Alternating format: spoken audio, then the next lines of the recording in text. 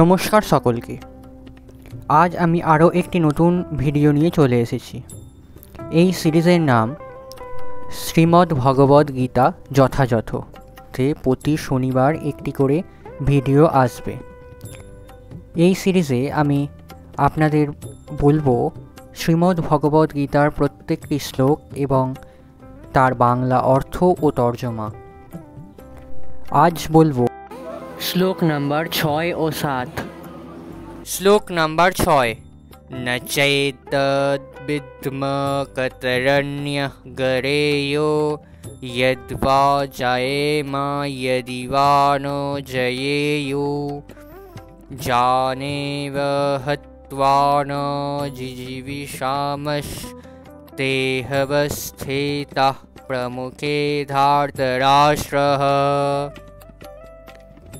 অনুবাদ: তাদের জয় করা শ্রেয় না তাদের দ্বারা পরাজিত হওয়া শ্রেয় তা আমরা জানি না। আমরা যদি ধৃতরাষ্ট্রের পুত্রদের হত্যা করি তাহলে আমাদের আর বেঁচে থাকা অর্থহীন হয়ে পড়বে। তবুও এই রণাঙ্গনে এখন তারা আমাদের সম্মুখে উপস্থিত হয়েছে। তাৎপর্য: যুদ্ধ করাটা যদিও ক্ষত্রিয়ের ধর্ম, তবুও অর্জুন স্থির করতে পারছিলেন না সেই অনর্থক হিংসাত্মক যুদ্ধে রত হবেন না যুদ্ধে বিরত থেকে ভিক্ষাবৃত্তি অবলম্বনপূর্বক জীবন ধারণ করবেন। তিনি যদি তার শত্রুদের পরাজিত না করতেন তাহলে ভিক্ষা করাই হতো তার জীবন ধারণের একমাত্র উপায়। আর জয়ও সুনিশ্চিত ছিল না, কারণ যে কোনো পক্ষই জয়ী হতে পারত। এমনকি তাঁদের জয় হলেও ধৃতরাষ্ট্রের পুত্রদের অবর্তমানে জীবন ধারণ করা তাঁদের পক্ষে নিতান্ত দুর্বিষহ হয়ে উঠত। সেই পরিস্থিতিতে সেটি হতো তাদের পক্ষে আর এক ধরনের পরাজয়।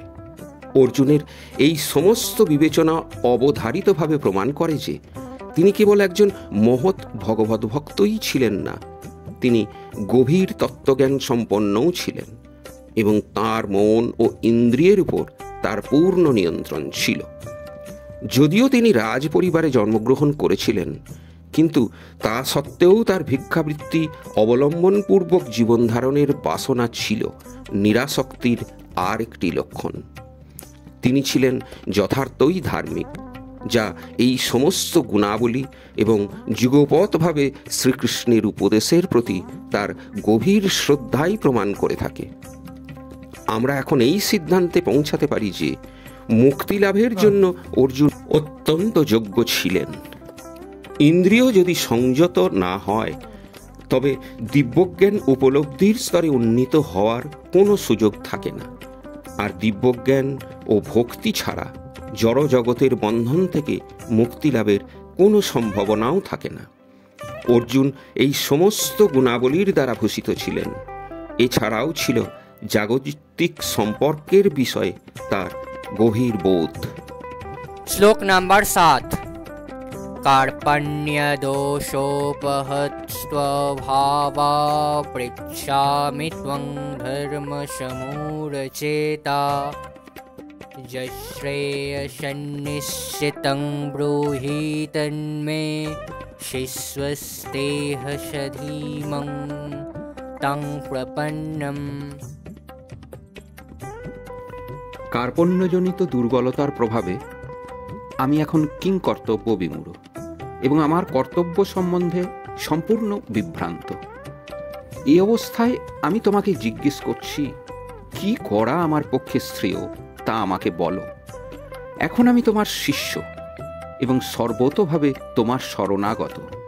দয়া করে তুমি আমাকে নির্দেশ দাও।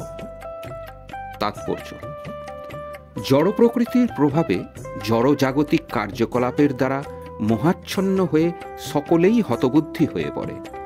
জীবনের প্রতিটি পদক্ষেপে আমরা এই কিংকর্তব্য বিমূঢ়তা অনুভব করি। তাই সত্যদ্রষ্টা সদ্গুরুর শরণ নিতে হয়, যিনি আমাদের জীবনের প্রকৃত উদ্দেশ্য সাধন করবার পথে পরিচালিত করেন। জীবনের অনাকাঙ্ক্ষিত জটিল সমস্যাগুলি থেকে পরিত্রাণ পাওয়ার জন্য সদ্গুরুর শরণাপন্ন হবার উপদেশ সমস্ত বৈদিক সাহিত্যেই দেয়া আছে। এই সমস্যাগুলি ঠিক দাবানলের মতো, যা কারো প্রচেষ্টা ব্যতি রেখে আপনা থেকেই জ্বলে ওঠে। ঠিক তেমনি জগতের অবস্থা এমনই যে জীবনের কিংকর্তব্য বিমূঢ়তা আমরা না চাইলেও এক প্রকার বিভ্রান্তি আপনা থেকেই উদ্ভূত হয়। কেউ আগুন চায় না, তবুও আগুন জ্বলে এবং আমরা হতবুদ্ধি হয়ে পড়ি। বৈদিক জ্ঞান তাই উপদেশ দেয় জীবনের কিংকর্তব্য বিমূঢ়তার সমাধানের জন্য, আর সেই সমাধানের বিজ্ঞান হৃদয়ঙ্গম করবার জন্য গুরু পরম্পরায়ের ধারার সদ্গুরুর শরণাপন্ন হতে হবে। যে ব্যক্তি সদ্গুরুর সান্নিধ্য লাভ করেন তিনি সমস্ত বিষয়ে অবগত হন। তাই জড়জগতের মোহের দ্বারা আবদ্ধ না থেকে সদ্গুরুর শরণাপন্ন হওয়া উচিত। যারা কৃপণ তারা পরিবার, সমাজ, দেশ আদি জড় সম্বন্ধের প্রতি অত্যাধিক আসক্ত হয়ে তাদের সময়ের অপচয় করে। কৃপণ মনে করে যে সে তার পরিবারের সদস্যদের মৃত্যুর হাত থেকে রক্ষা করতে সক্ষম, নয়তো সে মনে করে যে তার আত্মীয় স্বজন বা সমাজ তাকে মৃত্যুর হাত থেকে রক্ষা করবে। এই ধরনের পারিবারিক বন্ধন এমনকি নিম্নজনিসম্ভূত পশুদের মধ্যেও দেখা যায়। তারা তাদের সন্তানদের যত্ন করে। বুদ্ধিমত্তা সম্পন্ন হওয়ার ফলে অর্জুন বুঝতে পেরেছিলেন যে আত্মীয় পরিজনদের প্রতি তাঁর মমতা এবং তাদের মৃত্যুর হাত থেকে রক্ষা করার বাসনাই ছিল তাঁর মোহাচ্ছন্ন হয়ে পড়ার কারণ। যদিও তিনি বুঝতে পেরেছিলেন যে তাঁর যুদ্ধ করার কর্তব্য তাকে সম্পাদন করতেই হবে, কিন্তু তবুও কৃপণতাজনিত দুর্বলতার ফলে তিনি তার সেই কর্তব্য সম্পাদন করতে পারছিলেন না। তাই তিনি পরম গুরু ভগবান শ্রীকৃষ্ণের কাছে এই সমস্যার সমাধানের উপায় প্রদর্শন করার জন্য আবেদন করেছেন। তিনি ভগবান শ্রীকৃষ্ণের কাছে নিজেকে শিষ্যরূপে সমর্পণ করেছেন। শ্রীকৃষ্ণকে তিনি আর বন্ধুরূপে সম্ভাষণ করছেন না। গুরু ও শিষ্যের মধ্যে যে কথা হয় তা অত্যন্ত গুরুত্বপূর্ণ এবং এখন অর্জুন তাই গভীর গুরুত্বের সঙ্গে পরম গুরু শ্রীকৃষ্ণের সঙ্গে আলোচনা করতে চান। তাই শ্রীকৃষ্ণ ভগবদ্গীতার তত্ত্ববিজ্ঞানের আদি গুরু এবং অর্জুন গীতার তত্ত্ব সম্বন্ধে অবগত প্রথম শিষ্য। অর্জুন কিভাবে ভগবদ্গীতার জ্ঞান উপলব্ধি করেছিলেন তার ব্যাখ্যা ভগবত গীতাতেই দেয়া আছে।